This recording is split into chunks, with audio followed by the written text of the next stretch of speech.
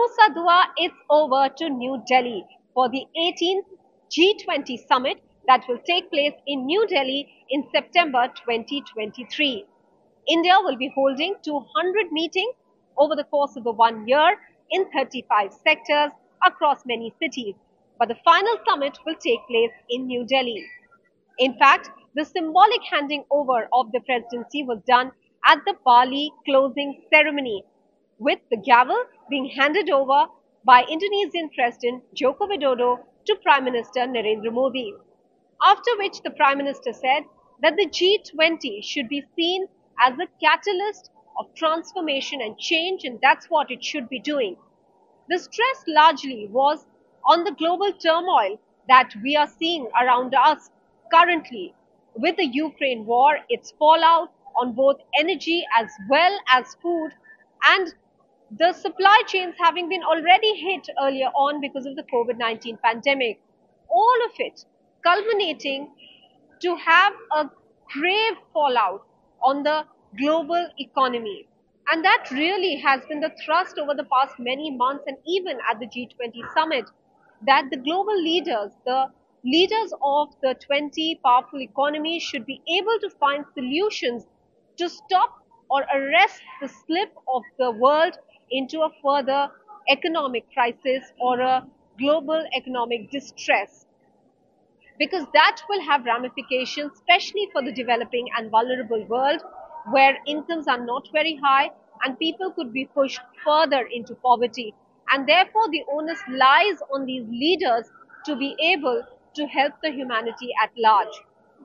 But apart from the global economic distress or crisis that we're looking at the moment, and the G20 leaders to mitigate that, there are other important aspects that India would like to stress on during its presidency. Let's start with the issue of digital transformation. Now, digital transformation is being seen across the world. However, there are about only 50 countries, for instance, I'm just giving you an example, that use the mode of digital payments. So the stress is really on bridging that digital divide, how the digital transformation should be used for the greater good of humanity, how it should be made accessible to the richer countries, and just like them, to the poorer countries, the more vulnerable developing countries, which perhaps require digital access even more to overcome certain crises that they may be facing. For instance, another example, the example of how India was able to use digital technology for the purpose of tracking COVID cases, and especially for the purpose of vaccination. That example has been cited by the Prime Minister himself. So that is one aspect and one point that has been highlighted, that this is how technology can be used for the common man as well, and should be used for the common man.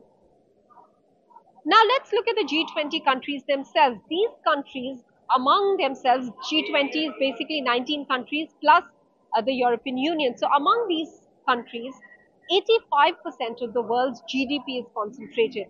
These countries also represent two-thirds of the global population.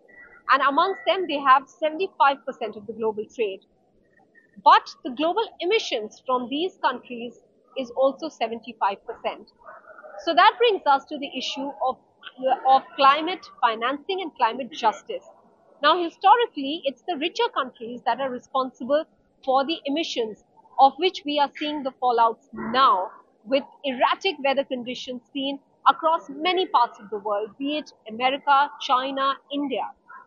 But the impact of it will be most acutely felt by the poorer countries, by the developing world. And therefore, there is need that the richer countries pay up. And that's being called climate financing. And the richer countries are falling woefully short of the promises that they have made. That is another aspect that India would like to highlight, and India would like to have discussions around that aspect during its presidency.